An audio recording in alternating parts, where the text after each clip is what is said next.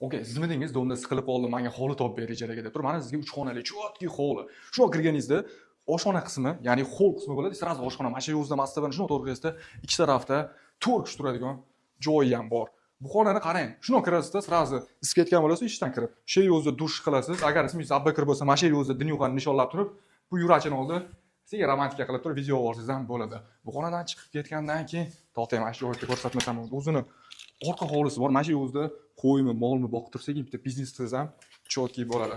Bu xona ham narigi xona bilan bir xil. O'zini bitta dushi bor. Mana shu yerdan shuna o'tirasiz uyqudan, dushga kirib, cho'milib, yasanib ishga ketsangiz bo'ladi.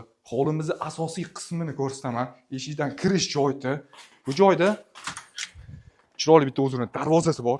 Shunaqangi ko'rkam zinalardan tushib kelasiz. Mana o'tlarni sekin tagidan chopasizda, tozalab qo'ysangiz, mana shu yerga bitta so'rini qo'yib, kayf qilib dam olsangiz bo'ladi. Uyni ham bitta ko'rib qo'ying. Juda ham chiroyli.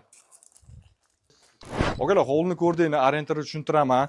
Orzu, Yangi hayot, ya'ni Jida ko'chani ichida joylashgan. Xohlasangiz, Otchopardan ham kirib kelsangiz bo'ladi. Bu hovlimiz narxiga kiradigan bo'lsa, $150 deb egalar aytdilar. Egalar nomerlarini shu yerda qoldiramiz. Tez telefon qilib aloqaga chiqing, sizdan oldin boshqalar olib ketmasin.